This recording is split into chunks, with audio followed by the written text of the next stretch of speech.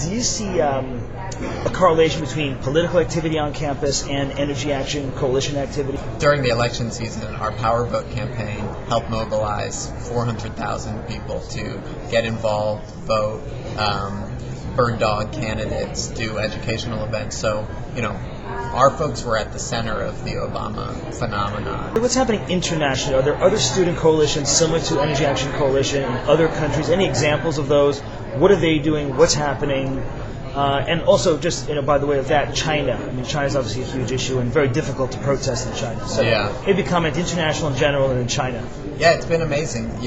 A couple of years ago, we got in touch with different networks that had been established all around the world, and they were founded on similar principles. They were originally focused on local models. How do we make schools models of sustainability for the rest of society, and sort of building up an infrastructure, a network.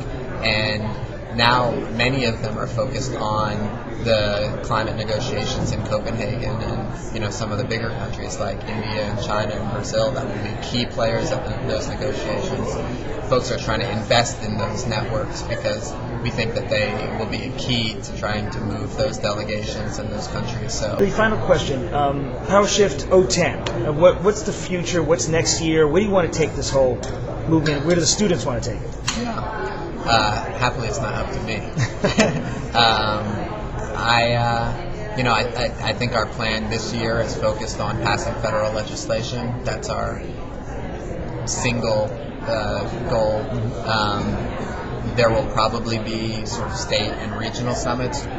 Our view is that the movement will sort of dig deeper and build strong state-based networks and community-wide networks. One of the interesting things we're working on a campus level is how do we get schools to actually invest in the communities, in the greening of communities? How do we make schools that have become models of sustainability, but they haven't yet become engines of sustainability in their own communities? So, there are colleges and high schools in every community in this country, and if they actually figured out a way to be a driver of this kind of change on a local level, we think that that's an important piece of the strategy moving forward. But the landscape's changing very quickly. And Billy, you're a dad now. How does that change things for you? How's it shifted you? Well, I have a lot less time to do my organizing, so I need to be smarter about how I do it. And we're getting ready to build our home up on Black Mesa on the Navajo Reservation, just a couple miles from one of the largest coal strip mines in the world. And so, it's gotten me a whole lot clearer on coal and that there is no such thing as clean coal. And that, I want my daughter to have the same kind of environment and world that I was blessed enough to have.